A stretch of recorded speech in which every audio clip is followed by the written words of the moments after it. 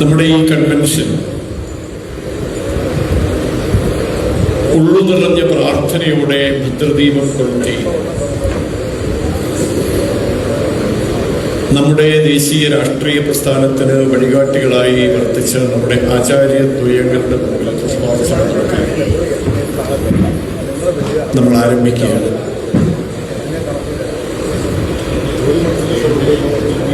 പാർട്ടിയുടെ നമ്മുടെ പ്രസ്ഥാനത്തിൻ്റെ പ്രവർത്തനത്തിന് ആരംഭം കുറിച്ച നാൾ മുതൽ നമ്മോടൊപ്പം പവിത്രമായ നമ്മുടെ ആദർശം നെഞ്ചേറ്റി നമ്മെ മുന്നിൽ നിന്ന് നയിക്കുന്ന ഏറ്റവും മുതിർന്ന തലമുറയിൽപ്പെട്ട ആൾ മുതൽ യുവത്വത്തിൻ്റെ കരുത്തോടെ ഇന്ന് നമ്മുടെ പ്രസ്ഥാനത്തെ നയിച്ചുകൊണ്ടിരിക്കുന്ന ആൾ വരെ ഇവിടെ സംഗമിച്ചിരിക്കുകയാണ്. വേദിയിലും സദസ്സിലും ചരിത്രപരമായ ഒരു വിജയം നമ്മുടെ പ്രസ്ഥാനത്തിന് നേടിയെടുക്കാൻ വേണ്ടിയുള്ള ആവേശകരമായ പ്രവർത്തനത്തിൽ നമ്മുടെ പ്രസ്ഥാനത്തിന്റെ മുഴുവൻ കരുത്തും ആവാഹിച്ചെടുത്തുകൊണ്ട് അത് ആവിഷ്കരിച്ചുകൊണ്ട് ഈ നാടിന് ശരിയായ വഴി കാണിച്ചു കൊടുക്കാനുള്ളവരാണ് നമ്മൾ എന്ന ആത്മബോധത്തോടെയാണ് നാം എല്ലാവരും ഇവിടെ ഇരിക്കുന്നത്. ഒരുപാട് പ്രതിസന്ധികളും പ്രയാസങ്ങളും വെല്ലുവിളികളും നേരിട്ട് വെറും രണ്ടാന്തര പൗരന്മാരാണ് നിങ്ങൾ എന്ന് നമ്മുടെ മുഖത്ത് നോക്കി വിരൽ ചൂണ്ടി പറയുന്ന പലരോടും വിനയാന്വിതമായി മാത്രം മറുപടി പറഞ്ഞുകൊണ്ട് ഈ നാടിന്റെ ഹൃദയസ്പന്ദനങ്ങൾ ഏറ്റുവാങ്ങി നമ്മുടെ പ്രസ്ഥാനത്തിന്റെ വിജയം കുറിക്കാൻ പ്രതിജ്ഞാബദ്ധതയോടെയാണ് നാം ഓരോരുത്തരും മുന്നോട്ട് പോകുന്നത്. ഈ അവസരത്തിൽ പ്രത്യേകമായി നമ്മൾ ഓർക്കേണ്ടത് തെരഞ്ഞെടുപ്പിനെ കുറിച്ച് പൊതുവെ പറയുന്നത് ജനാധിപത്യത്തിലെ ഉത്സവം എന്നാണ്. ജനാധിപത്യത്തിന്റെ ഉത്സവമാണ് തെരഞ്ഞെടുപ്പെങ്കിൽ ഉത്സവം എന്ന വാക്കിന്റെ അർത്ഥതലങ്ങളെ കുറിച്ച് നമ്മളൊന്ന് ചിന്തിക്കേണ്ടി വരും. ഭാരതീയമായ വിശ്വാസമനുസരിച്ച് ഉത്സവം എന്ന വാക്ക് നിർവചിക്കപ്പെടുന്നത് ത്രികാലങ്ങളെ കുറിച്ചുള്ള പരിചിന്തനം എന്നാണ്. 3 കാലങ്ങളെ കുറിച്ചുമുള്ള വിലയിരുത്തലാണ് ഉത്സവം എന്ന സന്ദർഭം. മുൻകാലങ്ങളിൽ എന്താണ് നടന്നത്, ഇപ്പോൾ എന്ത് നടക്കുന്നു, നാളെ എന്തായിരിക്കണം ഈ നാട്ടിൽ സംഭവിക്കേണ്ടത് എന്നതിനെ സംബന്ധിച്ചുള്ള കാഴ്ചപ്പാടുകൾ രൂപപ്പെടുത്തേണ്ട സന്ദർഭത്തെയാണ് ഉത്സവം എന്ന് പറയുക. ഭാരതത്തിൽ ഉത്സവം എന്ന സങ്കല്പത്തെ ആ തരത്തിലാണ് ജനങ്ങളുടെ മുമ്പാകെ അവതരിപ്പിച്ചിട്ടുള്ളത്. ജനാധിപത്യത്തിലെ ഉത്സവമാണ് തെരഞ്ഞെടുപ്പെങ്കിൽ ഈ തെരഞ്ഞെടുപ്പിനും ഈ പറഞ്ഞ തരത്തിലുള്ള 3 കാലങ്ങളെ കുറിച്ചുമുള്ള വിലയിരുത്തൽ നമുക്ക് നടത്താൻ സാധിക്കും. ആ 3 കാലങ്ങളെ കുറിച്ച് വിലയിരുത്തിക്കൊണ്ട് തന്നെയാണ് നമ്മുടെ പ്രസ്ഥാനം ഭാരതീയ ജനതാ പാർട്ടി അല്ലെങ്കിൽ ദേശീയ ജനാധിപത്യ സഖ്യം ജനങ്ങളോട് പറയുന്നത് മാറാത്തത് മാറും അല്ലെങ്കിൽ മാറ്റും.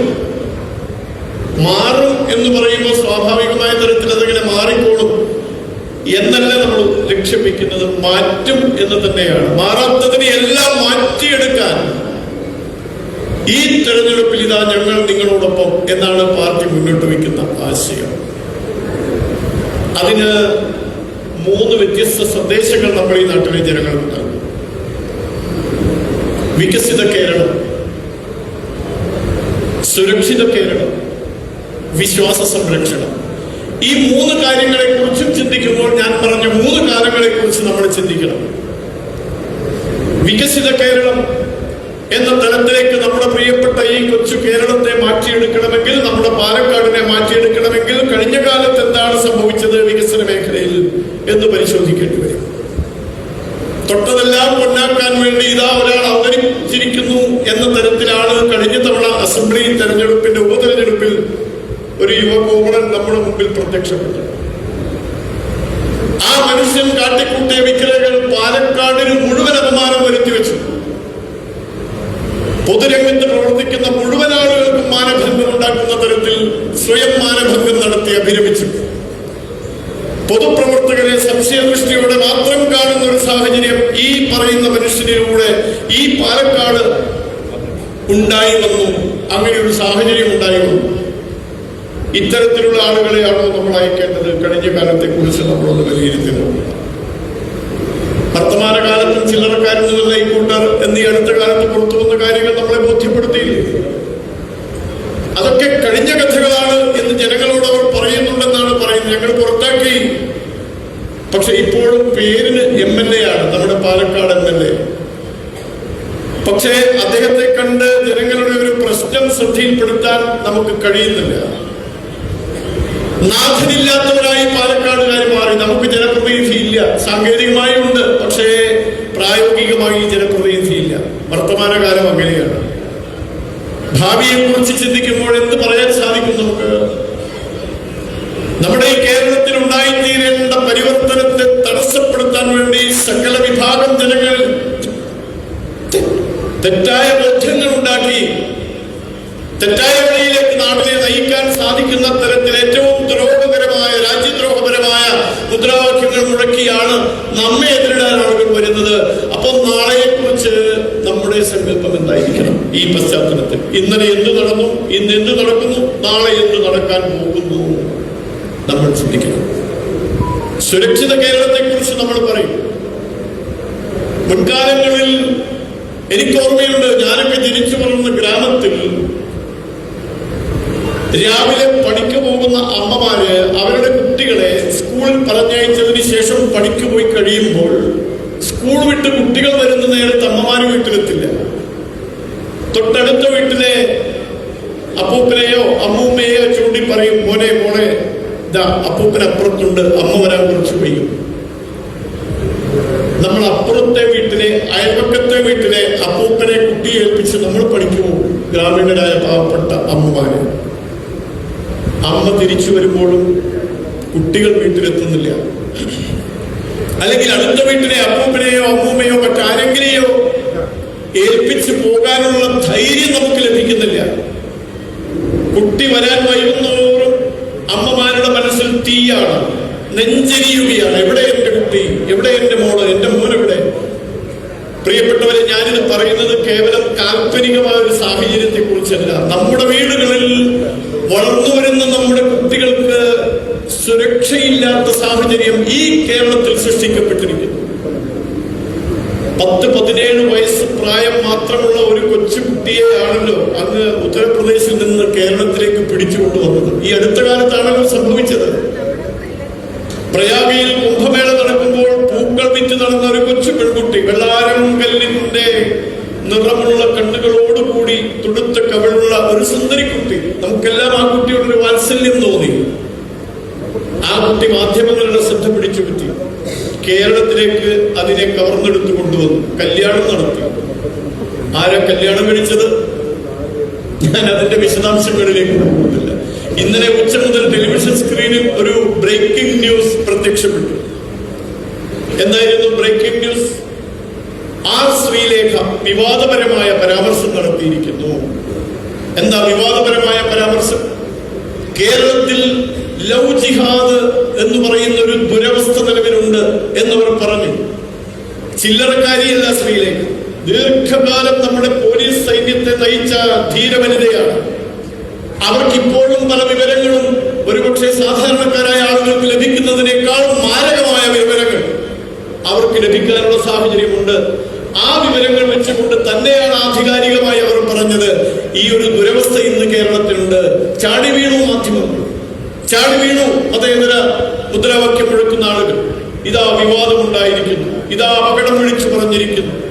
ഇത്തരം കാര്യങ്ങൾ നമ്മുടെ കേരളത്തിൽ നടക്കുന്നു എന്ന സത്യം അംഗീകരിച്ച് ഇതെല്ലാം വിധിവിഹിതമാണ് എന്ന് കരുതി അടങ്ങി ഒതുങ്ങി ഇരുന്നു കൊള്ളണം എന്ന് ചിന്തിക്കുന്നവരാണ് ഇതൊരു വിവാദമാക്കി മാറ്റുന്നത്. സ്നേഹമുള്ളവരെ, ഞാൻ പറഞ്ഞു വരുന്നത്, നമ്മുടെ ഈ കേരളത്തിൽ വരും തലമുറകൾക്ക് സുരക്ഷയോടുകൂടി കഴിയാനുള്ള എന്നതാണ്. നമ്മുടെ 13-14 വയസ്സുള്ള ഹൈസ്കൂൾ ക്ലാസ്സിലെ ആൺകുട്ടികൾ പലരും മയക്കുമരുന്ന് മാഫിയ കുട്ടികളെ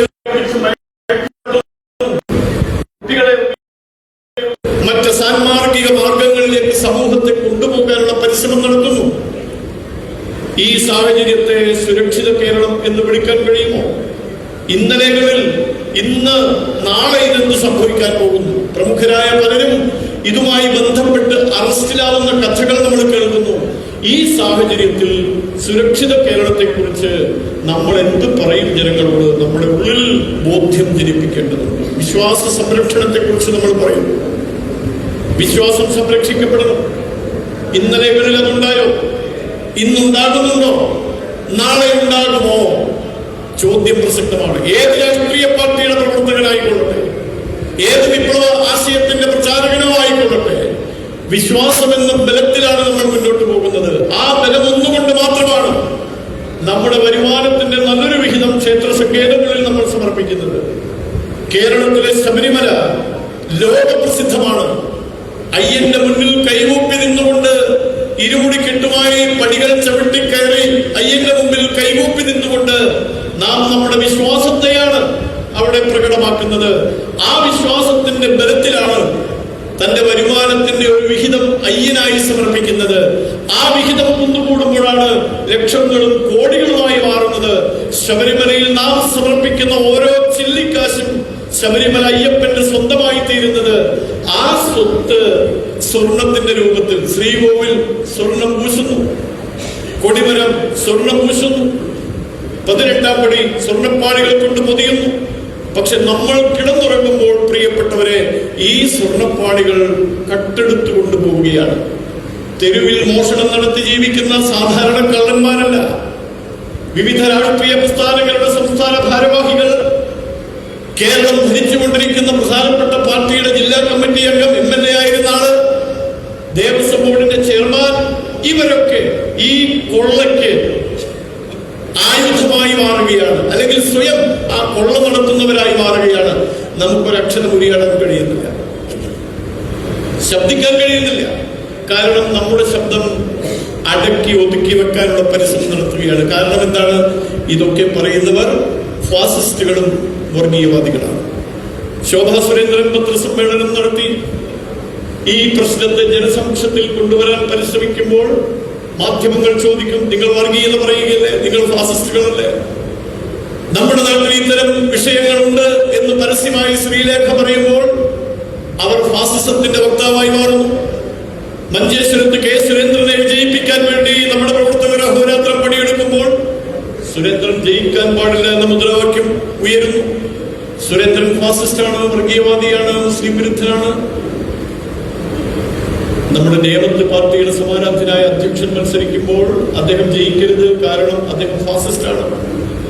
കേരളത്തിൽ, ദേശീയ കേരളത്തിൽ നമ്മുടെ ദേശീയ ദർശനങ്ങളുമായി ഈ നാട്ടിലെ ജനങ്ങളെ ബന്ധിപ്പിക്കുന്ന ഉജ്ജ്വലമായ ആശയങ്ങൾ പിറവിയെടുത്ത ഈ മണ്ണിൽ, ശ്രീനാരായണ ഗുരുവിന്റെ മണ്ണിൽ, അയ്യങ്കാളിയുടെ മണ്ണിൽ നമ്മുടെ ആദർശത്തിന്റെ ആവിഷ്കാരം നടപ്പാക്കില്ല, അതിന് ഞങ്ങൾ സമ്മതിക്കില്ല എന്ന വാശിയോടുകൂടി ഈ നാട്ടിലെ ജനങ്ങളെ മുഴുവൻ ഏതോ കാൽപ്പനിക ലോകത്തേക്ക് നയിച്ചുകൊണ്ടിരിക്കുകയാണ് നമ്മുടെ നാട്ടിലെ രണ്ട് മുന്നണികളും എന്ന് ചുരുക്കത്തിൽ നമ്മൾ മനസ്സിലാക്കണം. പ്രിയപ്പെട്ടവരെ, ഈ സാഹചര്യത്തെ ഏറ്റെടുക്കേണ്ടവരാരാണ്?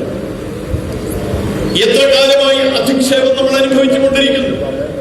നാടിന്റെ പ്രശ്നങ്ങൾ ജനങ്ങളുടെ മുമ്പാകെ അവതരിപ്പിക്കുമ്പോൾ നിങ്ങൾക്കതിന് യോഗ്യതയില്ല എന്ന് ജനങ്ങളോട് പറഞ്ഞുകൊണ്ട് നമ്മെ മുഴുവൻ ഒരുതരം, നേരത്തെ ഞാൻ സൂചിപ്പിച്ചതുപോലെ, ഏഴാംകുലികളായി ചിത്രീകരിക്കുന്ന അധിക്ഷേപം എത്ര നാളായി നമ്മൾ അനുഭവിക്കുന്നു. ഇനി ഇത് അനുവദിച്ചു കൊടുക്കണമോ എന്നാണ് നമ്മുടെ മുമ്പിലുള്ള ചോദ്യം. നമ്മുടെ കയ്യിൽ ആയുധങ്ങളുണ്ട്. ഈ പടപ്പുറപ്പാടിൽ നമ്മുടെ പ്രതിയോഗികൾ നിലംപരിശാക്കാനുള്ള ആയുധങ്ങൾ നമ്മുടെ കയ്യിലുണ്ട്. അത് കൊല്ലപ്പണിക്കാരന്റെ ആരയിൽ മൂർച്ച കൂട്ടിയ വാളും മറ്റു കാര്യങ്ങളും ഒന്നുമല്ല. നമ്മുടെ നാടിന്ന് നയിച്ചുകൊണ്ടിരിക്കുന്ന ആരാധ്യനായ നരേന്ദ്രമോദിജി ലോകത്തെവിടെ ചെന്നാലും ആ രാജ്യത്തിന്റെ പരമോന്നത ബഹുമതി തേടിയെത്തുന്ന ഒരേ ഒരു ഭരണാധികാരി മാത്രമേ ഇന്ന് ലോകത്തുള്ളൂ. ആ ഭരണാധികാരി നമ്മുടെ മുമ്പിൽ അനേകം മാതൃകകൾ സൃഷ്ടിച്ചിട്ടുണ്ട്. നമ്മൾ പ്രശ്നത്തെ കുറിച്ച് മാത്രമല്ല സംസാരിക്കുന്നത്, കേരളത്തിൽ എല്ലാം പ്രശ്നമാണ് എന്ന് മാത്രമല്ല നമ്മൾ പറയുന്നത്.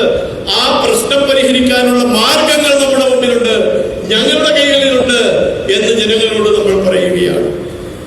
ഈ നാട്ടിലെ പ്രശ്നങ്ങൾ ഒരൊറ്റ ഉദാഹരണത്തിലൂടെ ഞാൻ നിങ്ങളുടെ മുമ്പിൽ വെക്കാം. ഞാനിപ്പോ ഇന്ന് രാവിലെ പാർട്ടി ഓഫീസിൽ വന്നപ്പോ ഇവിടെ കാർഷിക മേഖലയിൽ കാര്യമായ സംഭാവന നൽകി ഗവേഷണമൊക്കെ നടത്തുന്ന ഒരാൾ വന്നെ പരിചയപ്പെട്ടു. അദ്ദേഹത്തിന്റെ കയ്യിൽ കുറെ രേഖകൾ ഉണ്ടായിരുന്നു. ഞാൻ ശോഭാജിയുടെ ശ്രദ്ധയിൽ കൂടി അത് പെടുത്തുകയാണ്. അദ്ദേഹം പറയുകയാണ്, 2400 കോടി രൂപ ഈ പാലക്കാടൻ മേഖലയുടെ കാർഷികാഭിവൃദ്ധിക്ക് വേണ്ടി ലോകബാങ്കിന്റെ സഹായത്തോടെ ഒരു പ്രപ്പോസൽ വന്നിട്ടുണ്ട്, ഒരു നിർദ്ദേശം വന്നിട്ടുണ്ട്.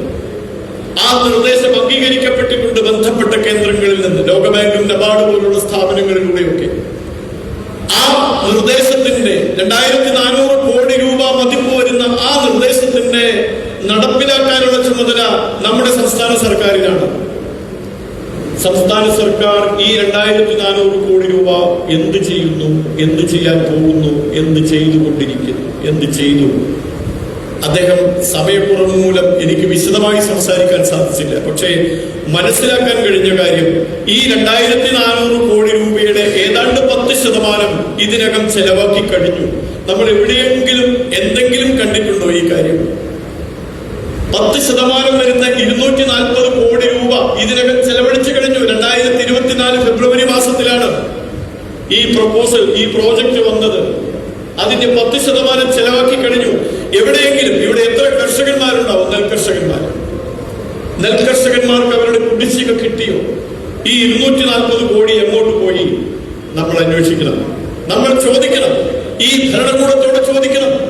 നമ്മുടെ മുമ്പിൽ വരുന്ന വോട്ട് തരണം എന്ന് അഭ്യർത്ഥിച്ച് വരുന്നവരോട് നമ്മൾ ചോദിക്കണം, നിങ്ങൾ എന്ത് ചെയ്തു ഈ പണം? ആർക്ക് കൊടുത്തു ഈ പണം? എവിടെ കൊണ്ട് ചെലവാക്കി നിങ്ങൾ ഈ പണം? നമ്മൾ അവരോട് ചോദിക്കണം. ആ ചോദ്യം നമ്മളിൽ നിന്ന് ഉയരുമ്പോൾ മാത്രമാണ് ഇവർ ഒന്ന് പതുങ്ങുകയുള്ളൂ. കാരണം ഉത്തരവില്ല. എങ്ങനെ ചെലവാക്കി എന്ന് അവർക്ക് പറയാൻ കഴിയുന്നില്ല, എത്ര ചെലവാക്കി എന്ന് പറയാൻ കഴിയുന്നില്ല. ഇപ്പൊ നമ്മൾ കണ്ടു, കഴിഞ്ഞ അദ്ദേഹത്തിന്റെ കയ്യിൽ ഒരു സ്ഥിതിവിവര കണക്ക് കൂടി എന്നെ കാണിച്ചു. 2018 വരെ 1 കിലോ നെല്ലിന്റെ വില, സംഭരണ വില, സംസ്ഥാന സർക്കാരും കേന്ദ്രവിഹിതവുമുണ്ട്. കേന്ദ്രവിഹിതമാണ് കൂടുതൽ. ഓരോ വർഷവും കേന്ദ്രവിഹിതം കൂട്ടിക്കൊണ്ടേയിരുന്നു. എന്നാൽ അതേ സമയത്ത് ഓരോ വർഷവും കേന്ദ്രം തറവില നിശ്ചയിച്ച്, സംഭരണ വില നിശ്ചയിച്ച് കൂട്ടിക്കൊണ്ടേയിരിക്കുമ്പോൾ സംസ്ഥാനത്തിന്റെ കുറച്ചുകൊണ്ടേയിരിക്കുകയാണ്. 2018 8 രൂപ 80 പൈസ സംസ്ഥാന സർക്കാരിന്റെ വിഹിതമായി കൊടുത്തിരുന്നത്. ഇന്നത് 6 രൂപ 30 പൈസയാണ്. എന്നാൽ കേന്ദ്ര ഗവൺമെന്റ് 17 രൂപ നിശ്ചയിച്ച് പിന്നീട് ഇങ്ങോട്ടുള്ള ഓരോ വർഷങ്ങളിലും വർദ്ധിപ്പിച്ചപ്പോ ഇപ്പോ കേന്ദ്ര സർക്കാർ നൽകുന്ന വിഹിതം 30 രൂപയോ മറ്റുമാണ്. സംസ്ഥാന സർക്കാർ കുറച്ചുകൊണ്ടേയിരിക്കുമ്പോൾ കേന്ദ്ര സർക്കാർ കൂട്ടിക്കൊണ്ടേയിരിക്കുന്നു. ഇതാണ് ഞാൻ പറഞ്ഞ മാതൃക. നമ്മുടെ നാട്ടിലെ കർഷകന്റെ ഉദ്ധാരണത്തിനു വേണ്ടി ഓരോ വർഷവും ആനുകാലികമായി തുക വർദ്ധിപ്പിച്ചുകൊണ്ടിരിക്കുമ്പോൾ സംസ്ഥാന ഗവൺമെന്റ് ആ വർധനവ് ചൂഷണം ചെയ്യാൻ വേണ്ടി മൊത്തത്തിൽ കർഷകന്റെ മുമ്പിൽ വില കൂടുന്നതായിട്ട് അവർക്ക് കാണാം. പക്ഷേ സംസ്ഥാന സർക്കാരിന്റെ വിഹിതം കുറഞ്ഞു വരികയാണ്. ഈ സാഹചര്യം ഇതൊരു വഞ്ചനയാണ് എന്ന് നമ്മൾ തിരിച്ചറിയണം. കേന്ദ്ര സർക്കാർ കർഷകരോടൊപ്പം നിൽക്കുമ്പോൾ കേരളം കർഷകർക്കെതിരെ ചിന്തിക്കുന്നു. അവരുടെ ദൈനംദിന ജീവിതം നരകതുല്യമാക്കാൻ വേണ്ടിയുള്ള പശ്ചാത്തലം ഒരുക്കുന്നു. ഈ യാഥാർത്ഥ്യം നമ്മൾ കാണണം. അതുകൊണ്ടാണ് ഞാൻ പറഞ്ഞത്, ഈ നാട്ടിലെ പ്രശ്നങ്ങളെ കുറിച്ച് ജനങ്ങളോട് സംസാരിക്കുമ്പോൾ അതിനുള്ള പരിഹാരം നമ്മുടെ മുമ്പിലുണ്ട്. അത് ഈ സമീപനമാണ് എന്ന് നമ്മൾ മനസ്സിലാക്കണം. 6000 രൂപ നമ്മുടെ നാട്ടിലെ കർഷകന് എല്ലാ വർഷവും നരേന്ദ്രമോദി ഗവൺമെന്റ് മേലനങ്ങാതെ, ഒന്നും നമ്മൾ ചെയ്യേണ്ടതില്ല, നമ്മുടെ ബാങ്ക് അക്കൗണ്ടുകളിൽ അത് വന്നുകൊണ്ടേയിരിക്കും. 6000 രൂപ എന്തിനു മതി എന്നൊരു ചോദ്യമുണ്ടും ഉണ്ടാകും. പൊതുവെ സാധാരണ ആളുകൾ ചോദിക്കും, നമ്മുടെ എതിരാളികൾ. പക്ഷെ നമുക്ക് പറയാൻ കഴിയണം, ഒന്നുമില്ലാതിരുന്ന സാഹചര്യത്തിൽ പ്രായം കൊണ്ട് ബുദ്ധിമുട്ട് അനുഭവിക്കുമ്പോൾ, ചുമച്ച് ജീവിതം നരകതുല്യമാകുമ്പോൾ അടുത്ത ആയുർവേദക്കടയിൽ പോയി ഒരു കുപ്പി അരിഷ്ടം വാങ്ങാൻ മറ്റാരുടെ മുമ്പിലും ഈ കർഷക സഹോദരൻ കൈനീട്ടേണ്ടതില്ല. സ്വന്തം പേരക്കുട്ടിയുടെ പിറന്നാൾ ആഘോഷിക്കുമ്പോൾ മുത്തച്ഛ എന്ന് വിളിച്ച് അടുത്തേക്ക് വരുമ്പോൾ ഒരു കുഞ്ഞുടുപ്പ് സമ്മാനമായി നൽകാൻ ഈ കർഷകന് മറ്റാരെയും ആശ്രയിക്കേണ്ടതില്ല. ഈ രീതിയിൽ തണുപ്പുകാലത്ത് വിറച്ച് കിടക്കുമ്പോൾ ഒരു കമ്പിളിപ്പുറത്ത് പുതിയതായിരുന്നു വാങ്ങി പുതയ്ക്കാൻ നമ്മുടെ കർഷകന്മാർക്ക് മറ്റൊരാളുടെ മുമ്പിൽ കൈനീട്ടേണ്ട കാര്യമില്ല. ആരാണ് തണലേകിയത്? നമ്മുടെ മോദി സർക്കാർ, നമ്മുടെ പ്രധാനമന്ത്രി, നമ്മുടെ ആരാധ്യനായ പ്രധാനമന്ത്രി നരേന്ദ്രമോദിജി ഈ നാട്ടിലെ കോടിക്കണക്കിന് കർഷകന്മാർക്ക് തണലൊരുക്കിക്കൊണ്ടിരിക്കുകയാണ്. വീടില്ലാത്ത അനേകായിരങ്ങൾ, കോടികൾ നമ്മുടെ രാജ്യത്തുണ്ടായിരുന്നു. വീടില്ലാത്തവർക്ക് വീടെന്ന സ്വപ്നം സാക്ഷാത്കരിക്കാൻ നമ്മുടെ പ്രധാനമന്ത്രി ആവാസ് യോജന, വസതി ഗൃഹ നിർമ്മാണ പദ്ധതി നമ്മുടെ നാട്ടിൽ നടപ്പിലാക്കി. കേരളത്തിൽ എന്താ സാഹചര്യം? ഗ്രാമീണ മേഖലയിൽ അത് ലഭിക്കുന്നില്ല. എന്തുകൊണ്ട്? കേരള ഗവൺമെന്റ് നൽകേണ്ട വിഹിതം നൽകുന്നില്ല. കേന്ദ്രം നൽകുന്നത് നമുക്ക് ലഭിക്കുന്നു, കേരളം അത് നൽകുന്നില്ല. എന്താ പ്രചാരണം? കേരളം എല്ലാ വാഗ്ദാനങ്ങളും പരിഹരിച്ചു, അത് വാഗ്ദാനങ്ങളൊക്കെ നിർവഹിച്ചു. ഞങ്ങൾ ജനങ്ങളോട് പറയുന്നത് നടപ്പിലാക്കും. നിങ്ങൾക്കറിയാമോ, മുഖ്യമന്ത്രിയുടെ മണ്ഡലം ധർമ്മടം മണ്ഡലത്തിൽ നമ്മുടെ നേതൃത്വത്തിൽ, പാർട്ടിയുടെ നേതൃത്വത്തിൽ ഒരു അദാലത്ത് സംഘടിപ്പിച്ചു. വിഷമം അനുഭവിക്കുന്ന ജനങ്ങൾക്ക് അവരുടെ പരാതി പറയാൻ ഒരു വേദി ഒരുക്കി കൊടുത്തു. ഏതാണ്ട് 1000-2000 പേര് വരുമെന്നാണ് നമ്മൾ പ്രതീക്ഷിച്ചത്. പക്ഷെ അവിടെ ഒഴുകിയെത്തിയത് 4000-ത്തിലധികം ആളുകളാണെന്ന് നമ്മൾ ഓർക്കണം. ഒരു മണ്ഡലത്തിൽ 4000 പേര് പരാതിയുമായി വരുന്നു. 3800 ചില്ലുവാനും പരാതികൾ രജിസ്റ്റർ ചെയ്യുന്നു. ആ പരാതി കേൾക്കാൻ നമ്മുടെ സംസ്ഥാന അധ്യക്ഷനുണ്ടായിരുന്നു, കേന്ദ്രമന്ത്രി ശോഭാ കരന്തലജെ ഉണ്ടായിരുന്നു, ഞാനും ഉണ്ടായിരുന്നു. 20 കൗണ്ടറുകളിലാണ് നമ്മുടെ പ്രവർത്തകന്മാർ ഇരുന്നത് പരാതി സ്വീകരിക്കാൻ. ഉച്ചയോടുകൂടി തീരുമെന്നാണ് നമ്മൾ വിചാരിച്ചത്. പക്ഷെ വൈകുന്നേരം 3 മണി വരെ അദാലത്ത് നീണ്ടു. 3 മണിക്ക് ശേഷവും ആളുകൾ വന്നു. തൊട്ടടുത്ത കടയിൽ പരിചയക്കാർക്ക് പരാതി കൊടുത്തിട്ട് അവർ പോയി, ഇത് BJP-ക്കാരുടെ കൈകളിൽ എത്തിക്കണം. എന്താ പ്രചരണം?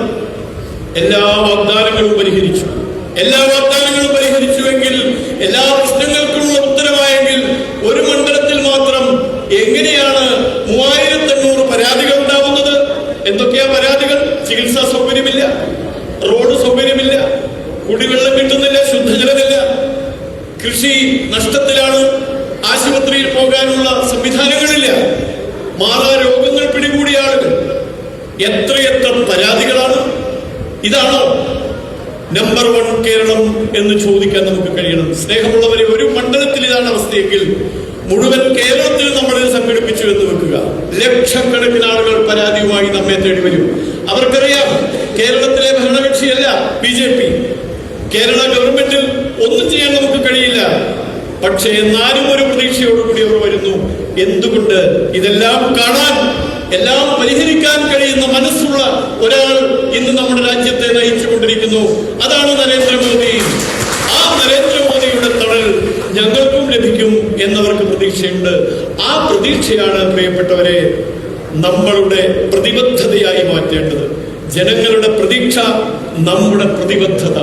ഈ കാഴ്ചപ്പാടോടുകൂടി ജനങ്ങളെ നമുക്ക് സമീപിക്കാമെങ്കിൽ യാതൊരു സംശയവുമില്ലാതെ നമുക്ക് പറയാൻ കഴിയും, സമരവീഥികളിലൂടെ പദം വെച്ചു വന്ന ഒരു കൊച്ചു പെൺകുട്ടി, നമ്മുടെ പ്രിയപ്പെട്ട ശോഭ ചേച്ചി, നാളെ നിയമസഭയിലെ ഗർജിക്കുന്ന സിംഹമായി മാറും. ഒരു കൊച്ചു പെൺകുട്ടി എന്ന് പറയാൻ കാരണമുണ്ട്. ഞാൻ ശോഭാജിയെ പരിചയപ്പെടുന്നത്, എനിക്ക് അപകടം സംഭവിച്ച ആശുപത്രിയിൽ നിന്ന് ഡിസ്ചാർജ് ചെയ്ത് നേരെ പോയത് തൃശ്ശൂരിൽ പേരാമംഗലം സ്കൂളിൽ നടക്കുന്ന സംഘശിബിരത്തിലേക്കാണ്. അന്ന് ആ ശിബിരത്തിൽ എന്നെ കാണാൻ വന്നു ഒരു പച്ച നിറത്തിലുള്ള കുപ്പായവും പച്ച പാവാടയും ഇട്ടൊരു കൊച്ചു പെൺകുട്ടി. പേര് ചോദിച്ചപ്പോ ശോഭ എന്ന് പറഞ്ഞു. പിന്നീട് എന്റെ അടുത്തിരുന്ന് കുറേ നേരം ഒന്നും സംസാരിച്ചില്ല, കുറേ നേരം എന്നെ നോക്കിയിരുന്നു. ആ കണ്ണുകളിൽ സഹതാപത്തിന്റെ, അനുകമ്പയുടെ, ആർദ്രതയുടെ തിളക്കമാണ് ഞാൻ കണ്ടത്. അപ്പൊ കഷ്ടപ്പെടുന്ന നമ്മുടെ പ്രസ്ഥാനത്തിനു വേണ്ടി എല്ലാം സഹിക്കാൻ തയ്യാറുള്ള സഹോദരങ്ങളോട് എത്ര അനുതാപത്തോടെയാണ് ആ കൊച്ചുമിടുക്കി പെരുമാറിയത് എന്ന് ഞാൻ ചിന്തിച്ചു. അവിടെ ശിബിരം നടക്കുന്ന 10-20 ദിവസം അവിടെ കഴിയുന്നതിനിടയിൽ ഒരു 10-12 തവണയെങ്കിലും എന്നെ കാണാൻ വന്നിട്ടുണ്ട് നമ്മുടെ ശോഭാജി. ക്യാമ്പ് കഴിഞ്ഞ് തിരിച്ച് ഞാൻ നാട്ടിലേക്ക് പോയപ്പോ ഒരു മാസത്തിൽ 1 തവണയെങ്കിലും എനിക്ക് കത്തയക്കും. മാഷിക്ക് സുഖന്റെ കാലുവേദനയുണ്ടോ, ഇങ്ങനെയൊക്കെയുള്ള കാര്യങ്ങൾ ചോദിച്ചു. അപ്പൊ ഞാൻ പറഞ്ഞു വന്നത്, ജനങ്ങളുടെ വേദന എന്താണെന്ന് അറിയുന്ന, ജനങ്ങളുടെ ദുരിതം എന്താണെന്ന് തൊട്ടറിയുന്ന, ആ ദുരിതത്തോട് സംവദിക്കാൻ കഴിയുന്ന, ആ വേദനയിൽ വാക്കുകൊണ്ടെങ്കിലും ഒരു സാന്ത്വനമായി തീരാൻ കഴിയണമെന്ന് ആഗ്രഹിക്കുന്ന ഒരു പൊതുപ്രവർത്തകയായിട്ടാണ് പിന്നീട് ശോഭാ സുരേന്ദ്രനെ നമ്മൾ കാണുന്നത്. അന്നൊരു കൊച്ചു ശോഭയായിരുന്നെങ്കിൽ പിന്നീട് ശോഭാ സുരേന്ദ്രനായി. കേരളം അറിയുന്ന ഒരു നേതാവായി. കേരളം ഒരുപക്ഷെ നമ്മുടെ പൊതുപ്രവർത്തന രംഗത്തുള്ള മഹിളാ പ്രവർത്തകരെ മുഴുവൻ എടുത്തു വെച്ചാൽ ഒന്നാം സ്ഥാനത്ത് വരുന്ന പേരിന്റെ ഉടമയായി നമ്മുടെ പ്രിയപ്പെട്ട ശോഭ ചേച്ചി മാറിത്തുടങ്ങി.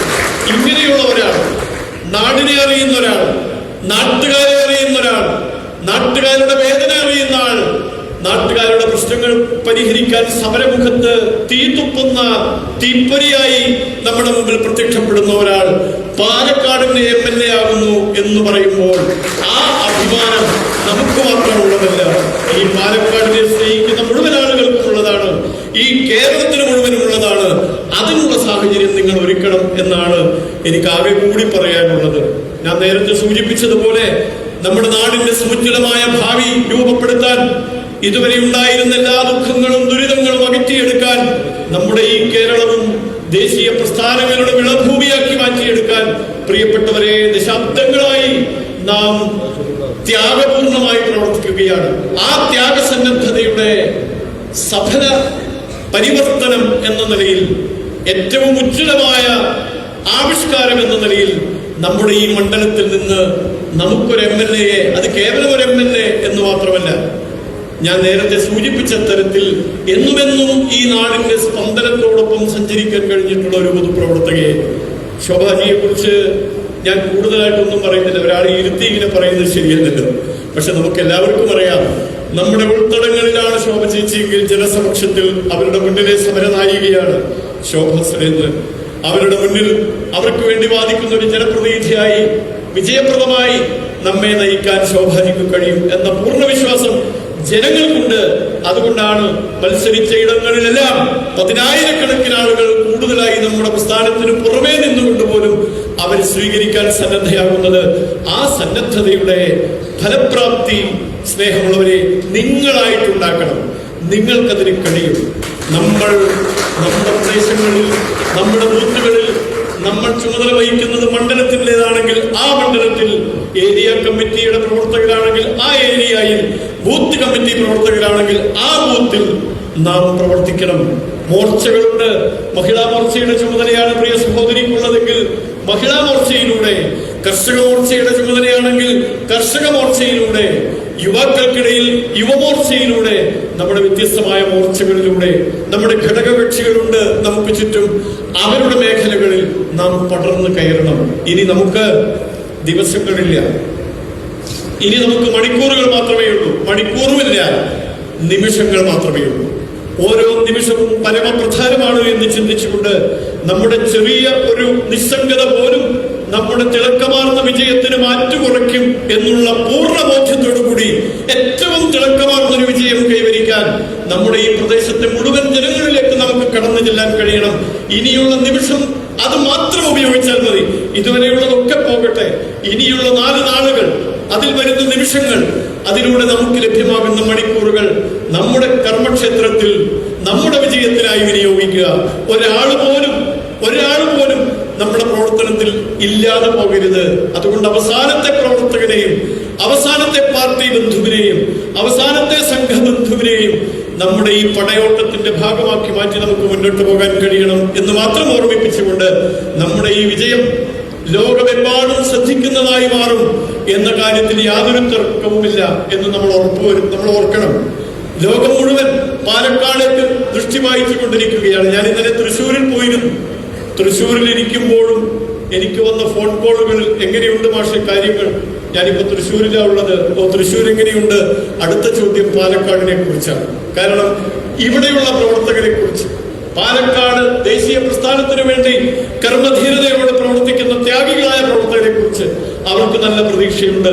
ആ പ്രതീക്ഷ പൂവണിയിക്കുന്ന തരത്തിലുള്ള ഉജ്ജ്വലമായ ഒരു വിജയം നമ്മുടെ പ്രസ്ഥാനത്തിന്റെ പ്രതിബിംബമായ ശോഭ ചേച്ചിക്ക് നിങ്ങൾ എല്ലാവരും നൽകണം എന്ന് മാത്രം അഭ്യർത്ഥിച്ചുകൊണ്ട് ഇവിടെ വന്നു ചേർന്ന, നമുക്കറിയാം ഈ ഒരു സമയം നമ്മെ സംബന്ധിച്ചിടത്തോളം എത്ര പ്രധാനപ്പെട്ടതാണ്. നമ്മളിങ്ങനെ പ്രസംഗിച്ചും കുറേയധികം സിദ്ധാന്തങ്ങൾ പറഞ്ഞും ചെലവഴിക്കേണ്ട സമയമല്ല, നമുക്ക് പ്രവർത്തിക്കേണ്ട സമയമാണ്. ആ സമയം നമ്മളിവിടെ ഒരുമിച്ച് വന്നു. നമ്മുടെ ഐക്യദാർഢ്യം നമ്മുടെ പ്രസ്ഥാനത്തിന് വേണ്ടി, നമ്മുടെ സ്ഥാനാർത്ഥിക്ക് വേണ്ടി നമ്മളിവിടെ പ്രകടമാക്കി. ഇനി തിരിച്ചു പോയാൽ അടുത്ത നിമിഷം മുതൽ കൂടുതൽ കർമ്മനിരതരായി നമ്മൾ രംഗത്തുണ്ടാകണം എന്നുകൂടി അഭ്യർത്ഥിച്ചുകൊണ്ട് ഞാൻ എൻ്റെ വാക്കുകൾ ഇവിടെ ഉപസംഹരിക്കുകയാണ്. അപ്പൊ നമുക്ക് ഒറ്റ കാര്യം കൂടി, മഹേഷ് ഇരിക്കുന്നു, നമ്മുടെ മഹേഷ് ഇരിക്കുന്നു, അദ്ദേഹത്തിന്റെ മണ്ഡലത്തിൽ കുറേയധികം കാര്യങ്ങളുണ്ട്. ഇന്നലെ തൃശ്ശൂരിൽ ചെന്നപ്പോൾ നാട്ടികയിൽ അവിടെ മഹാരാഷ്ട്രയിലെ നാസിക്കിലുള്ള MLA അവിടെയുണ്ട്, നാസിക്കിലെ പാർട്ടിയുടെ മണ്ഡലം പ്രസിഡന്റ് അവിടെയുണ്ട്. 1.5 മാസമായിട്ട് അദ്ദേഹം ഇവിടെയുണ്ട്. അവർ സ്വന്തം മണ്ഡലത്തിൽ ചെയ്യേണ്ട കാര്യങ്ങൾ മറ്റാളുകളെ ഏൽപ്പിച്ചുകൊണ്ട് നമ്മുടെ വിജയത്തിന് വേണ്ടി വന്നിരിക്കുകയാണ്. നമ്മുടെ പ്രിയപ്പെട്ട മഹേഷ്ജി ഹുബ്ബിയിൽ ചെയ്തു തീർക്കാൻ ഒരുപാട് കാര്യങ്ങളുണ്ട്. അതെല്ലാം അവിടെയുള്ള മറ്റാളുകളെ ഏൽപ്പിച്ചുകൊണ്ട് നമ്മെ നയിക്കാൻ മുന്നോട്ട് വന്നിരിക്കുകയാണ്. അപ്പൊ ഞാൻ പറഞ്ഞു വന്നത്, ഒരുപാട് ആളുകൾ മനസ്സുകൊണ്ട് ശരീരം കൊണ്ട് മോദിജി നേരിട്ട് തന്നെ നമ്മെ ആശീർവദിക്കാൻ എത്തി. ഇനിയും ഒരുപാട് പേര് വരാനിരിക്കുന്നു. ഇവരെല്ലാം നമ്മളിൽ പ്രതീക്ഷ അർപ്പിക്കുന്നു.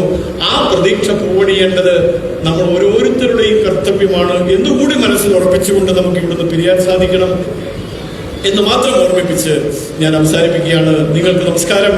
വന്ദേ മാതരം. ഭാരത് മാതാ കീ.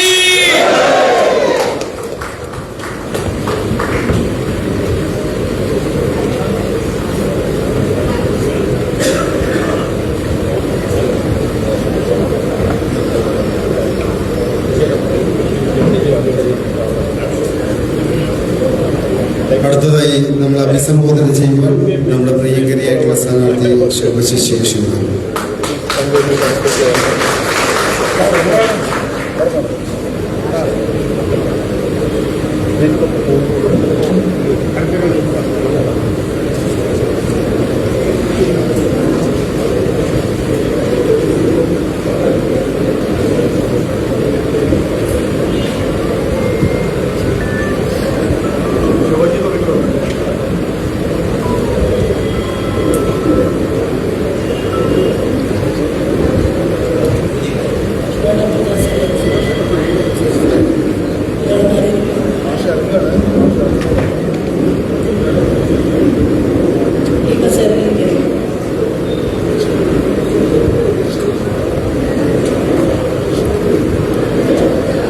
നമ്മുടെ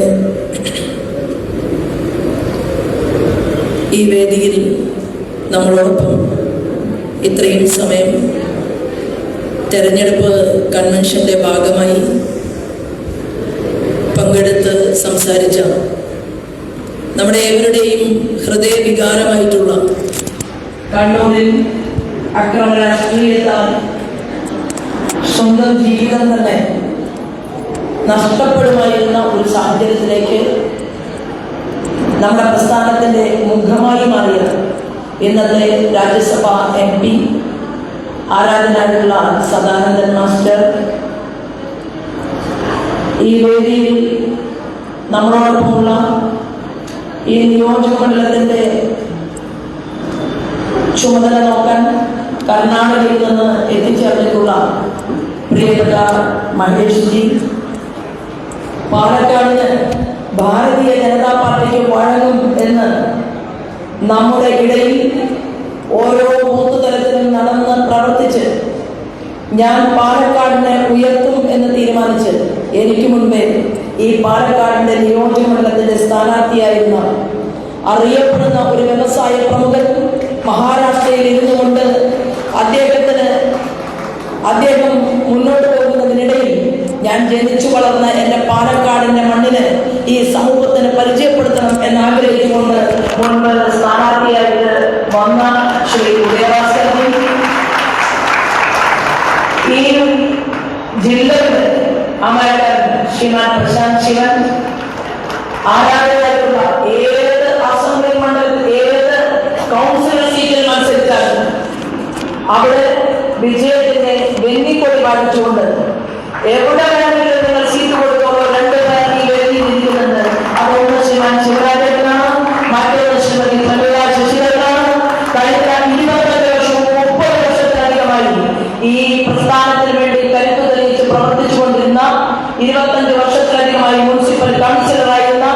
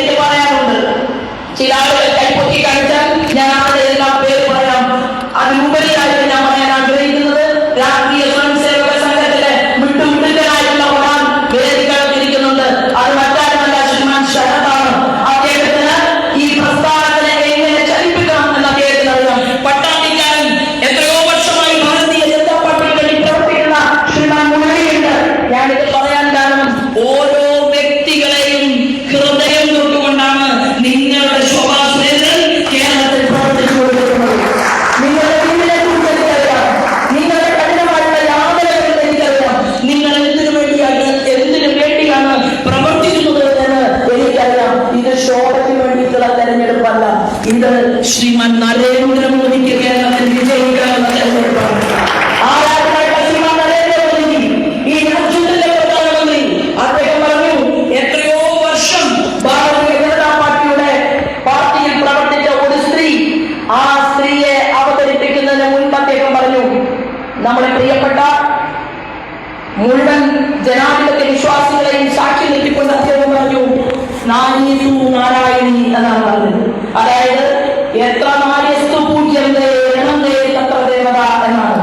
എവിടെയാണോ സ്ത്രീ ആദരിക്കപ്പെടുന്നത്, ബഹുമാനിക്കപ്പെടുന്നത്, അവിടെ ദേവതമാണ് കല്ലാടണമെന്നുള്ള ആ പോയിന്റിനെ എന്റെ നിങ്ങളുടെയും മുന്നിൽ അവതരിപ്പിച്ചപ്പോൾ ഞാൻ പാലക്കാട് അസംബ്ലി മണ്ഡലത്തിൽ പെട്ടിപ്പറിക്കാതെ വിജയിച്ച ഒരു സ്ഥാനാർത്ഥിയായി മാറിക്കഴിഞ്ഞു എന്നുള്ളതാണ്. എന്റെ നേതാവ്, ഈ ലോകം ആരാധിക്കുന്ന നേതാവ്, ആ ശ്രീമാൻ നരേന്ദ്രമോദി ശോഭയെ ഹൃദയത്തിൽ ചേർത്ത് വെച്ചിട്ട് പറയുകയാണ്, ഞാൻ വരുന്നത് വാരണാസിയിൽ നിന്നാണ്. വാരണാസിയിൽ നിന്ന് ഞാൻ വരുമ്പോൾ എനിക്ക് പാലക്കാടുമായി ബന്ധമുണ്ട്. ആ വാരണാസിയിൽ ഇരിക്കുന്ന അതേ കാശി വിശ്വനാഥൻ ഈ പാലക്കാടില് കൽപ്പാത്തിയിലുണ്ട് എന്നൊരു സൂചന നടത്തി. അവിടെ ഞാൻ കുളിമുറിയുണ്ട് എന്നൊക്കെ പറഞ്ഞു. ആ കൽപ്പാത്തിയിലെ കാശി വിശ്വനാഥനെ തൊഴുതുകൊണ്ട് അദ്ദേഹം പറയുകയാണ്, വാരണാസിയും പാലക്കാടും തമ്മിലുള്ള ബന്ധത്തെ കുറിച്ച് പറയുകയാണ്. ഞാൻ ഇതെല്ലാം പറയാൻ കാരണം എന്താണെന്ന് അറിയുമോ? ഇത് നമുക്ക്, നമ്മുടെ പ്രവർത്തകന്മാർക്ക്, കാര്യകർത്താക്കന്മാർക്ക് സാധാരണ ഒരു തെരഞ്ഞെടുപ്പല്ല. ഞാൻ ഇവിടെ ഇരിക്കുന്ന ഓരോ പ്രവർത്തകരോടും അപേക്ഷിക്കുന്നത്, ഞാൻ ജോലി ചെയ്യാതെ എവിടെ നിന്നെങ്കിലും നൂലിൽ കെട്ടി താഴെ എറിയുമെന്ന് ചപ്രമഞ്ച കട്ടിലിൽ ഇരുന്നുകൊണ്ട് നിങ്ങൾ പ്രസ്ഥാനത്തിന് വേണ്ടി പണിയെടുക്കണം എന്ന് പറയുന്ന ഒരു സ്ഥാനാർത്ഥിയായിട്ടല്ല ഞാൻ നിങ്ങളുടെ മുന്നിൽ നിൽക്കുന്നത്.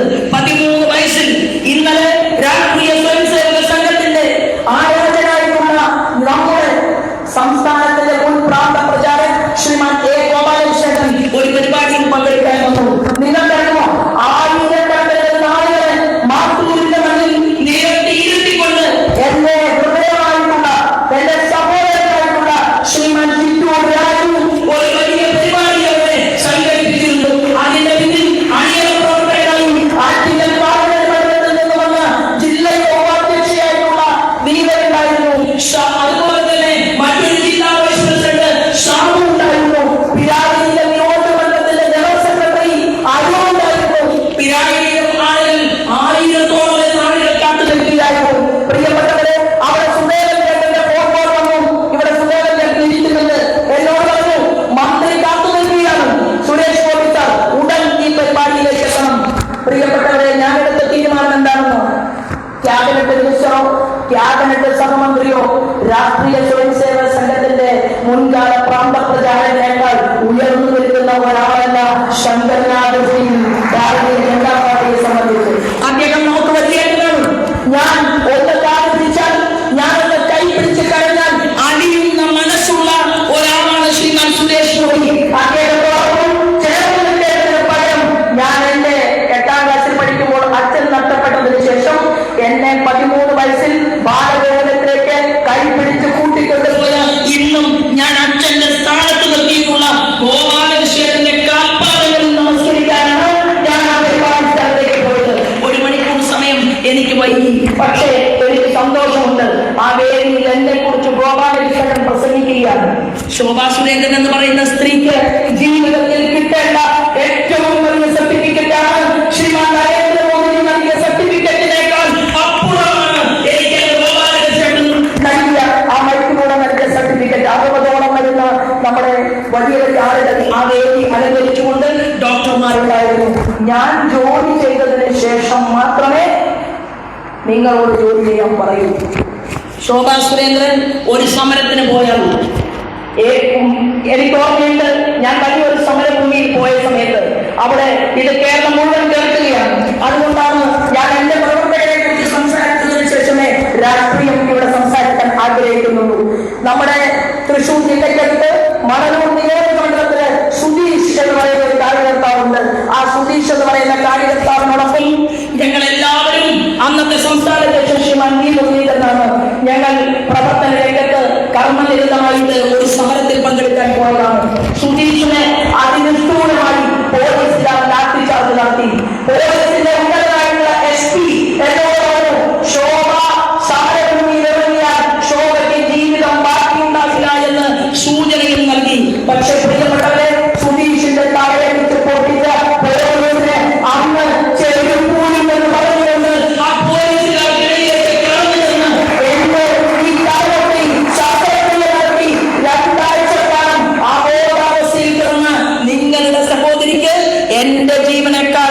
വലുതാണ്.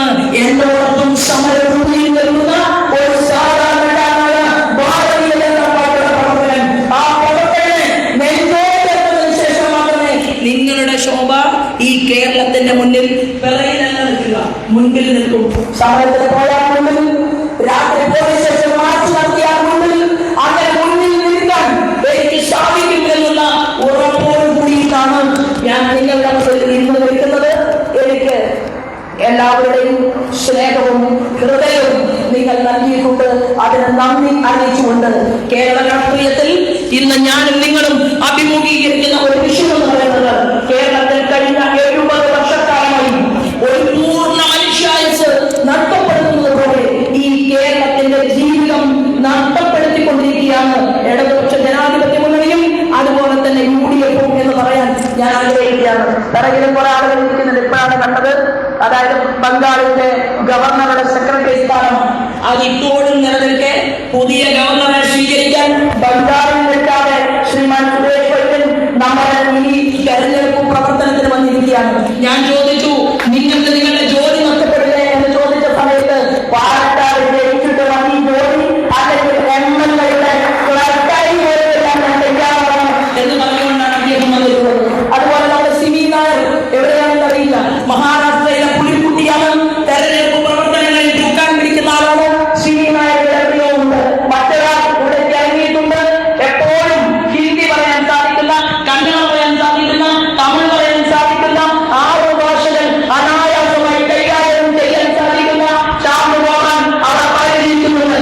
വാരണാസിയിൽ ശ്രീമാൻ നരേന്ദ്രമോദിയോടൊപ്പം പ്രവർത്തിച്ച മിസ്റ്റർ ജേക്കബും ജേക്കബിന്റെ സഹധർമ്മിണി ശ്രീമതി അന്നയും ആ പുറകിലിരിക്കുന്നത്. ഞാൻ അവരെ വിട്ടുപോയി. ഞാൻ പറഞ്ഞു വന്നത്, 70 വർഷക്കാലം ഈ കേരളത്തിന്റെ പരിപൂർണമായിട്ടുള്ള ആയുസ് നഷ്ടപ്പെടുത്തിയ LDF-ഉം UDF-ഉം അവരുടെ ആ നഷ്ടപ്പെടുത്തിയ വർഷങ്ങൾ അത് വീണ്ടെടുക്കാൻ വേണ്ടിയിട്ടാണ് പ്രിയപ്പെട്ട സഹോദരി സഹോദരന്മാരെ ഈ തെരഞ്ഞെടുപ്പിൽ നമ്മൾ മുന്നോട്ട് വെക്കുന്നത് വികസനം എന്ന് പറയുന്ന പോയിന്റാണ്. ആ വികസനത്തിന്റെ കാഴ്ചപ്പാട് ഞാൻ മുന്നോട്ട് വെക്കുമ്പോൾ തൊഴിൽ മേഖലയാവട്ടെ, വ്യവസായ മേഖലയാവട്ടെ, കാർഷിക മേഖലയാവട്ടെ, ആരോഗ്യമാകട്ടെ, വിദ്യാഭ്യാസമാകട്ടെ, എണ്ണി പറയണമെന്ന് ഞാൻ ആഗ്രഹിക്കുന്നില്ല. പക്ഷേ എല്ലാ മേഖലകളും പിന്തള്ളപ്പെട്ടു പോയ ഒരു മണ്ഡലമാണ് പാലക്കാട് നിയോജക മണ്ഡലം. ആ പാലക്കാട് നിയോജക മണ്ഡലത്തിൽ ജോലിക്ക് വേണ്ടി കാവലിരിക്കുന്ന, കഷ്ടപ്പെട്ട് പഠിച്ച് കഠിന പ്രയത്നം ചെയ്തുകൊണ്ട് ഒരു ജോലി വേണം എന്ന് ആഗ്രഹിച്ചുകൊണ്ടിരിക്കുന്ന ഒരു കുട്ടിക്ക് പോലും PSC പരീക്ഷയിലൂടെ ജോലി കിട്ടിയിട്ടില്ല എന്നുള്ള യാഥാർത്ഥ്യം എന്റെയും നിങ്ങളുടെയും മുന്നിൽ നിലനിൽക്കുകയാണ്. എന്നാൽ 10,000-കണക്കിന് വരുന്ന പോലീസുകാർ ജോലിയിൽ കയറിയിട്ടുണ്ട്. 10,000-കണക്കിന് വരുന്ന DYFI-യുടെ ചെറുപ്പക്കാർ ആ ജോലിയിൽ കയറിയപ്പോ ഇൻകുലാബ് സിന്ദാബാദ് വിളിച്ച, AK ഗോപാലിനെ സ്നേഹിച്ച, കൃഷ്ണനെ സ്നേഹിച്ച, EM ശങ്കരൻ നമ്പൂതിരിപ്പാടിനെ സ്നേഹിച്ച പാവപ്പെട്ട കോളനിയോ കാണികളെയോ പോലും കേരളത്തിൽ ജോലിയില്ല. ലക്ഷക്കണക്കിന് രൂപ കൈക്കൂലി കൊടുത്തതിനേക്കാൾ പോലീസുകാരായിട്ട് റിക്രൂട്ട്മെന്റ് ചെയ്തയച്ചു. PSC നോക്കുകുത്തിയായിരുന്നു. അഴിമതിക്കാർക്ക് ചാരപൂശി AKG സെന്ററിൽ നിന്ന് വിളിച്ചു പറയുന്നവരെയെല്ലാം ജോലിക്കാരാക്കി കുത്തി തിരിഞ്ഞുകൊണ്ട് പിൻവാങ്ങൽ നിയമനം നടത്തിയിട്ടുള്ള ആ ഏറ്റവും വലിയ നിർദ്ദിഷ്ട PSC കമ്മീഷനിൽ ഇരിക്കുന്നവരെ 5 ലക്ഷം രൂപ സാലറി കൊടുക്കുന്ന ഒരു ഗവൺമെന്റായി ഈ പിണറായി വിജയൻ ഗവൺമെന്റ് മാറിയിരിക്കാൻ പ്രിയപ്പെട്ടവരെ. 10 വർഷക്കാലം കേരളത്തിലെ യുവാക്കളെ വഞ്ചിച്ച ഗവൺമെന്റാണ്. ആ യുവാക്കളെ 10 വർഷക്കാലം വഞ്ചിച്ചപ്പോൾ കേരളത്തിന്റെ നിയമസഭയിൽ എഴുതിയിരുന്നുകൊണ്ട് ഇത് തെറ്റാണെന്ന് പിണറായി വിജയൻ എന്ന് പറയാൻ നാട്ടിലുള്ള ഒരൊറ്റക്കാരനെയും കേരളത്തിന്റെ നിയമസഭയ്ക്കകത്ത് എനിക്ക് ഉയർന്നോ കാണാൻ സാധിക്കില്ല എന്നുള്ള ഗതികേടാണ് ഇന്ന് കേരളം അഭിമുഖീകരിക്കുന്നത്. പ്രിയപ്പെട്ടവരെ, ആ പ്രതിപക്ഷവും അതുപോലെ തന്നെ എല്ലാവർക്കും ജയിൽ പുള്ളികൾക്ക് വരെ ശമ്പളം വർദ്ധിപ്പിച്ചു. കാരണം ജയിൽ പുള്ളികളിൽ ബഹുഭൂരിപക്ഷം വരുന്നതും പിണറായി വിജയന്റെ കൂട്ടുകാരാണ്. കൊടിസുനിയും മർമാണിയും കിർമാണിയും ഉൾപ്പെടെയുള്ള ആ ജയിൽ പുള്ളികൾ അവരുടെ ആവശ്യത്തിന് തടവ് ചെയ്യണം, അവരുടെ ആവശ്യത്തിന് പോകണം, അവരുടെ ആവശ്യത്തിന് BJP-യുടെ പ്രവർത്തകന്മാരുടെ പ്രവർത്തകന്മാരെ കൊലയും. എന്റെ സഹപ്രവർത്തകൻ ശ്രീമാൻ KT ജയകൃഷ്ണൻ മാസ്റ്ററെ പിഞ്ചുകുട്ടികളുടെ ചോട്ടുപാത്രത്തിലേക്ക് ചോരത്തുള്ളികൾ തെളിച്ചു വീഴുകൊണ്ട് വെട്ടിക്കീറി കൊലപ്പെടുത്തിയത് ജയകൃഷ്ണൻ മാസ്റ്റർ ഒരു തെറ്റും ചെയ്തിട്ടല്ല.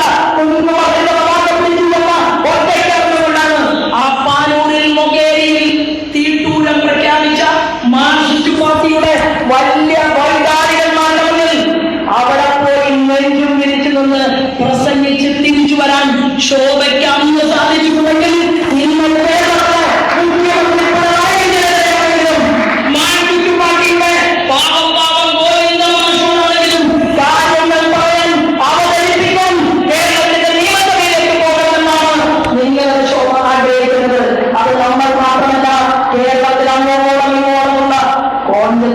മാർക്സിസ്റ്റുകാരും വരെ ആഗ്രഹിക്കുന്നുണ്ട്. പ്രിയപ്പെട്ടവരെ, ആ ആഗ്രഹത്തിന്റെ പൂർത്തീകരണം അത് കേരളത്തിന്റെ മണ്ണിൽ ഉണ്ടാകും എന്ന് സൂചിപ്പിക്കാൻ ഞാൻ ആഗ്രഹിക്കുകയാണ്.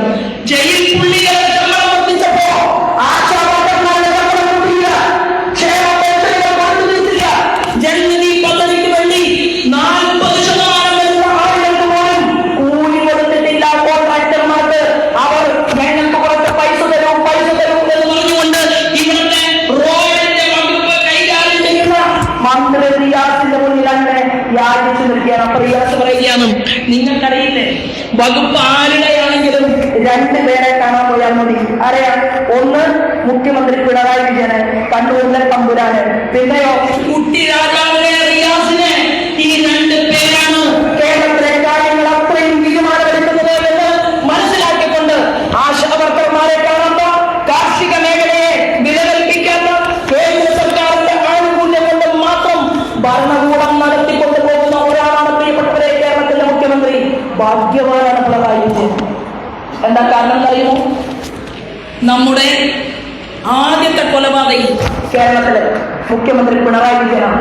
നിങ്ങൾക്കറിയുമോ, വാഴക്കൽ രാമകൃഷ്ണൻ എന്ന് പറയുന്ന പാവപ്പെട്ട കൂലിപ്പണിക്കാരനായ സംഘപരിവാർ പ്രസ്ഥാനത്തിന്റെ പ്രവർത്തകനെ ക്രൂരമായും നിർക്രൂരമായും വെട്ടി കീറി കൊലപ്പെടുത്തിയപ്പോ അതിനുശേഷം വന്ന ഗവൺമെന്റുകൾ പിണറായി വിജയന് ശിക്ഷ കൊടുത്തിരുന്നുവെങ്കിൽ മാർക്സിസ്റ്റ് പാർട്ടിയുടെ അന്തകവത്തായിട്ട് ഈ കമ്മ്യൂണിസ്റ്റുകാരൻ എന്ന് പറയുന്ന ശ്രീമാൻ പിണറായി വിജയൻ മാറില്ലായിരുന്നു. ബർലിൻ കുഞ്ഞനന്ദൻ നാളെ പുസ്തകം എഴുതി, അത് കഴിഞ്ഞ് മറ്റൊരു കുഞ്ഞനന്ദൻ ഇപ്പൊ പുസ്തകം എഴുതി. എന്നാൽ ഏത് കുഞ്ഞനന്ദൻ പുസ്തകം എഴുതിയാലും കേരളത്തിന്റെ മുഖ്യമന്ത്രിക്ക് യാതൊരു പ്രശ്നവുമില്ല. ഇപ്പൊ മുഖ്യമന്ത്രി പിണറായി വിജയന് ആകെ സങ്കടമുണ്ടാകുമോ? പാലക്കാടിലെ UDF സ്ഥാനാർത്ഥിയെ അമ്മമാർ പറഞ്ഞു. അതാണ് കേരളത്തിലെ ഏറ്റവും വലിയ വിഷയം. ആറ്റിങ്ങൽ പാർലമെന്റ് ബഹുമാനപ്പെട്ട മുഖ്യമന്ത്രി ശ്രീമാൻ പിണറായി വിജയൻ, ഞാൻ ചോദിക്കാൻ ആഗ്രഹിക്കുന്നു അങ്ങയോട്. ഞാൻ സാധാരണ വയസ്സായ ആളുകളെ മുഴുവൻ കാൽക്കൽ നമസ്കരിക്കുന്ന ഒരാളാണ്.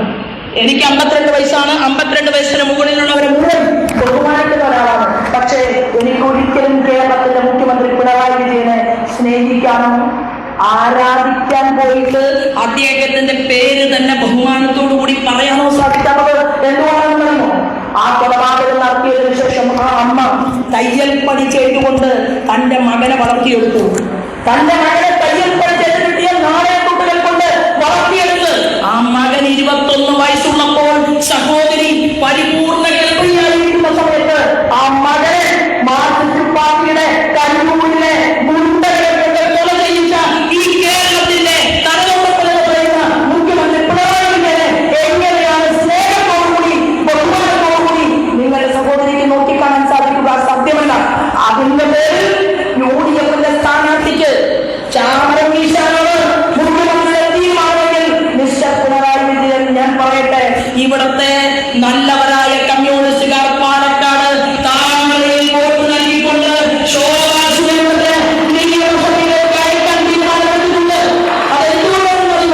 അവർക്കും നീതി വേണം, അവർ ആഗ്രഹിക്കുകയാണ്, അവർക്കും നീതി കിട്ടണം.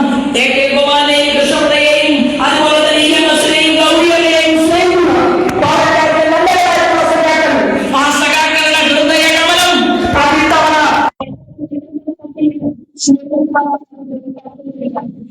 ഞാൻ വ്യക്തിഗതമായ സ്വാതന്ത്ര്യം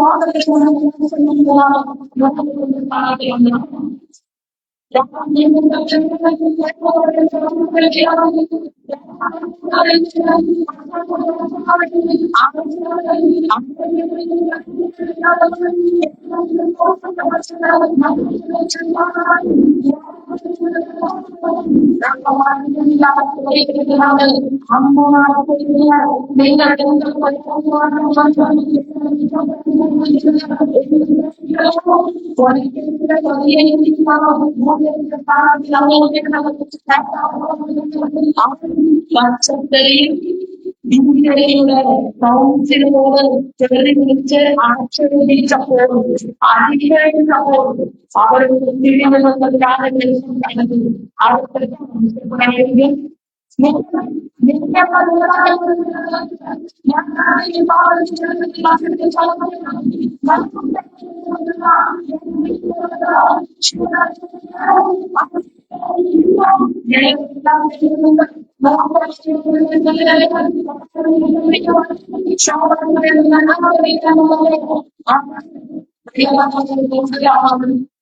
ഭാര്യയാവാനും ലക്ഷ്മിയാവാനും ഒക്കെ സാധിക്കുന്ന കേരളത്തിലെ എല്ലാ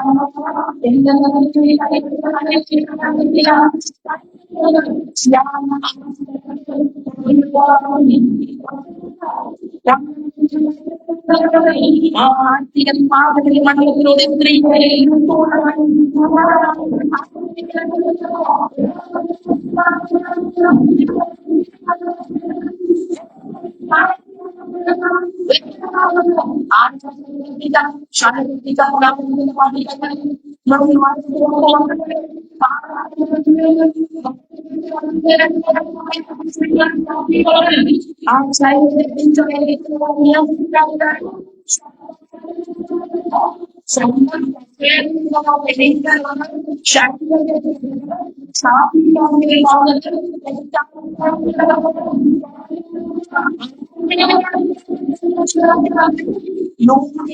സ്ഥാനാർത്ഥിക്ക് ചാനൽ ചെയ്യുന്നതിന്റെ സൂപ്പർ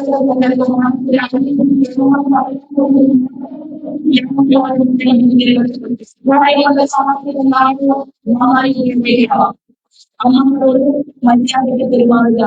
ശാസ്ത്രമാവിന്റെ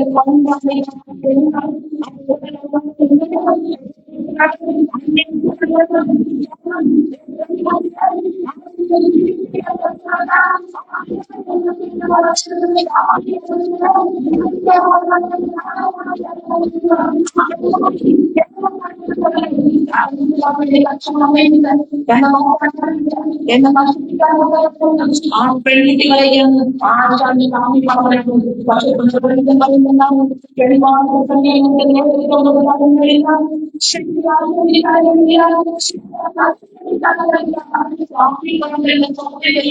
ഞാൻ തയ്യാറല്ല എന്ന് പറയുന്നതാണ് കേരളത്തിലെ മുഖ്യമന്ത്രി രംഗപ്പെടുന്നത്.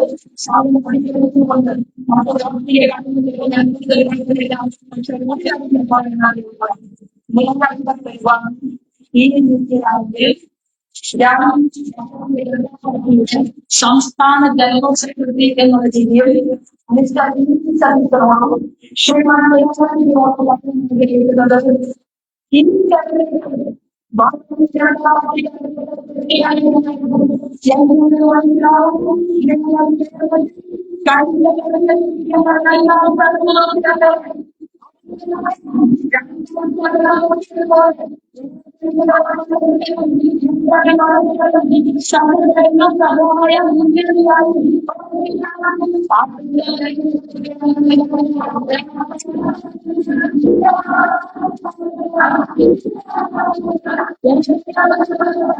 ഞങ്ങൾക്കറിയാം പറവൂരിൽ എന്ത് ചെയ്യണമെന്ന് ഞങ്ങൾക്കറിയാം.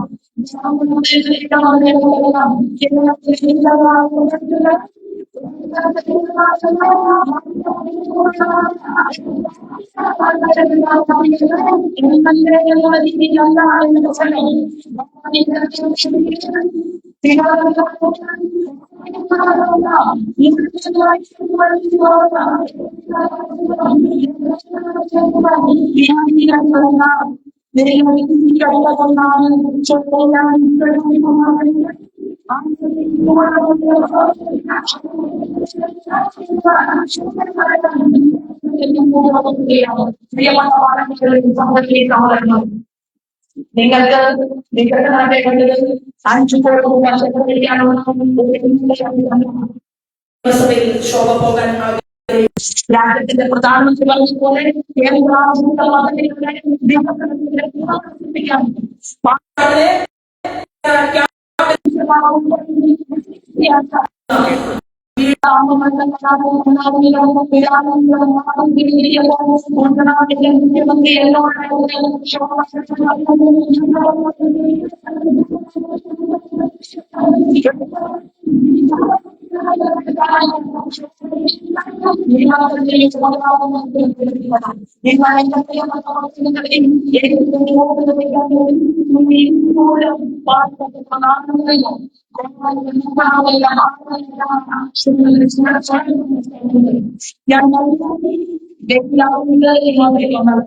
നിങ്ങൾ തൃശ്ശൂർ പാർട്ടിയെ നമ്മൾ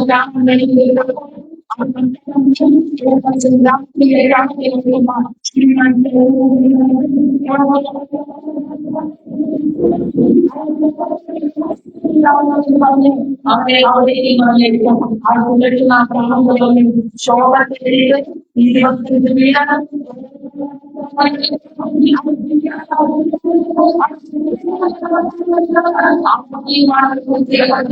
എന്നാൽ ആരാധനായിട്ട് നരേന്ദ്രമോദി ഒട്ടും ചെയ്യാനില്ല ഇതൊരു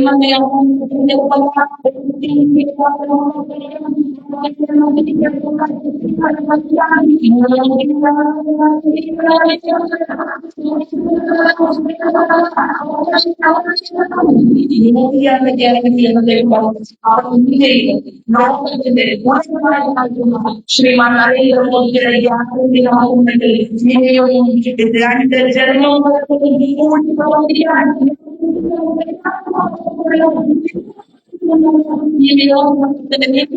നമുക്കെല്ലാവർക്കും ഞാൻ പറയുന്നത് നമുക്ക് ഇന്ത്യയുടെ പ്രൈം മിനിസ്റ്റർ 5,000 അതായത് 10 പൈസ ശമ്പളം അദ്ദേഹം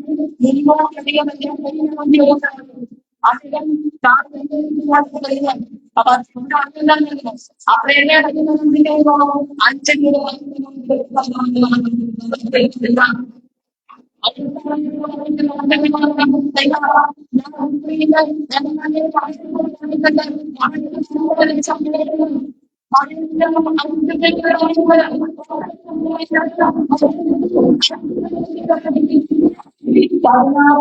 മുഖ്യമന്ത്രിമാർക്കുന്നില്ല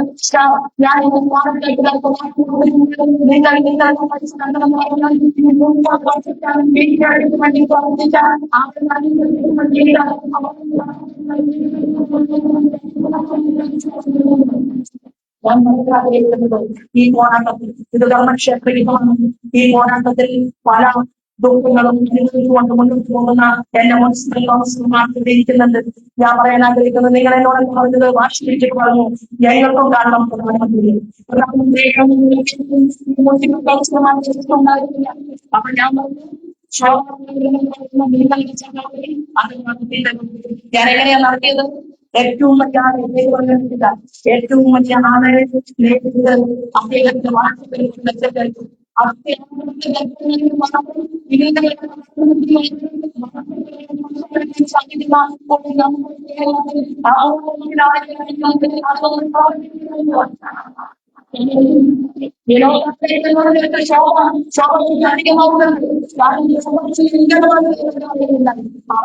വലിയ മനുഷ്യനോട് കൂടി ഇദ്ദേഹത്തോട് പറഞ്ഞു എങ്ങനെയാണെങ്കിലും എന്റെ സഹോദരിമാരാണ് അവരുള്ളത്. അവർ എന്താണ് കാരണം ഒന്ന് തോന്നും. ഒപ്പം നമുക്ക് നമ്മുടെ ജില്ലയിൽ വിമലാദേവിയുടെ നമ്മുടെ പ്രിയപ്പെട്ട ബലിദാനിയായിരുന്ന സഞ്ജയന്റെ കുടുംബത്തിലെ അമ്മ കാത്തിരിക്കുന്നുണ്ടായിരുന്നു. നമ്മുടെ ശ്രീനിവാസന്റെ ശ്രീനിവാസന്റെ കുടുംബം അവർ കാത്തിരിക്കുന്നുണ്ടായിരുന്നു. അവരൊന്നും അനുഗ്രഹിച്ചുകൊണ്ട് നിങ്ങളും വീണ്ടും എന്ന് ഞാൻ പറഞ്ഞു. വാക്ക് പറഞ്ഞാൽ പാടിക്കുന്ന ആളാണ് ശ്രീമതി ശോഭാസ്. എന്റെ സഹോദരന്മാർക്ക് ചില ആളുകൾ വിശ്വാസം കഴിയില്ല.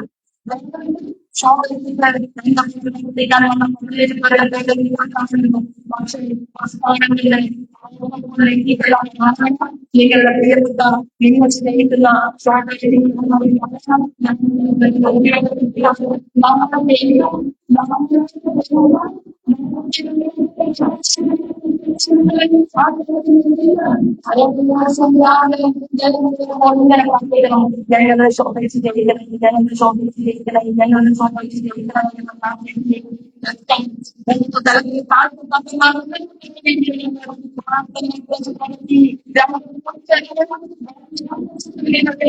ഞാൻ അവിടെ നിങ്ങളുടെ അമ്മമാരുടെ പങ്കിലും